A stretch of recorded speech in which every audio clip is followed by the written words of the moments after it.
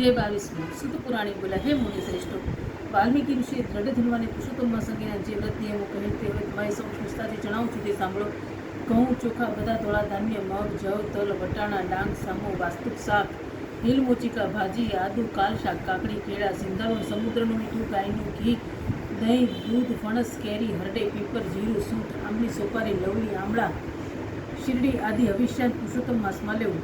સર્વજાતના અભક્ષ્ય માંસ મધ ભાતનું ઓસામણ ચોખા અડદ રાઈ માદક પદાર્થ 2 દાળ થાય તેવું ધાન્ય તલનું તેલ ઝેર કાકરાથી દૂષિત થયેલ વાણીથી દૂષિત થયેલ તેમજ પારકું અન્ન ન લેવું પરસ્ત્રીનું સેવન ન કરવું તીર્થ સિવાય બીજી યાત્રા ન કરવી દેવોના વેદની બ્રાહ્મણોની ગુરુની ગાયોની સાધુ સંન્યાસોની સ્ત્રીઓની રાજાઓની ઘણા મોટા માણસોની નિંદા ન કરવી બ્રહ્મચર્ય પાળવું જમીન પર સૂવું પતરાળીમાં જમવું સાંજે ભોજન લેવું રજસ્વલાથી દૂર રહેવું મ્લેચ્છો ચાંડલો વટલી ગયેલા ધર્મભ્રષ્ટો સંસ્કારહીન શુદ્રો આદિ સાથે બોલવું કે વ્યવહાર ન રાખવો કાગડે એટલું કરેલું અન્ન કે જળ સૂકી અનાજ 2 વાર રાંધેલું દાજી ગયેલું બળી ગયેલું અન્ન ન ખાવું વળી લસણ ડુંગળી બિલાડીની છત્રી ટૂ સવાની ભાજી ગાજર અળવીના પાન મૂળા સરગવાની સિંગ આદિ ન લેવું.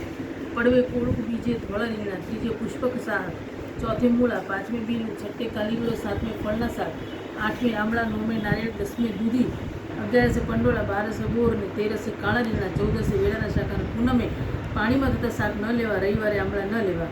જે વસ્તુનો નિયમ લીધો હોય તે બ્રાહ્મણને દાનમાં આપ્યા સિવાય ન ખાવી. આ પ્રમાણે વ્રત કરવાથી ઉત્તમ ફળ મળે છે. બની શકે તો આખા માસ દરમિયાન ઉપવાસ કરવો તેમ ન બની શકે તો માગ્યા વિનાના દૂધ કે ફળાવા પર રહેવું. વ્રતના પ્રારંભ થયા સવારમાં વહેલા ઉઠી સ્નાનાથી ભગવાન શ્રી કૃષ્ણનું સ્મરણ કરવું અને નિયમ પાળવાનો સંકલ્પ કરવો. નિયમપૂર્વક આખો માસ વર્તવું. આ માસમાં શ્રી ભાગવત સાંભળવું 1 લાખ તુલસી દળથી શાલિગ્રામની પૂજા કરી. આ માસમાં વ્રત કરવાની 100 યજ્ઞનું ફળ મળે છે. યમના દૂતો તેનાથી ડરે છે. વ્રત કરવાની કોઈ આદિવ્યાધિ ઉપાધિ નડતી નથી. દરિદ્રતા દૂર થાય છે. સુખ સંપત્તિ સંતાન કીર્તિ આદિ મળે છે. ભૂત પિશાચ તેને નડતા નથી. અંતે તે અનેક સુખ સાહેબી ભોગી વૈકુંઠ ધામના અધિકારી બને છે. શ્રી ગૃહનારાયણ પુરાણના પુરુષોત્તમ મહાત્માનો પુરુષોત્તમ માસનો વ્રત નિયમ નામનો 22મો અધ્યાય સંપૂર્ણ.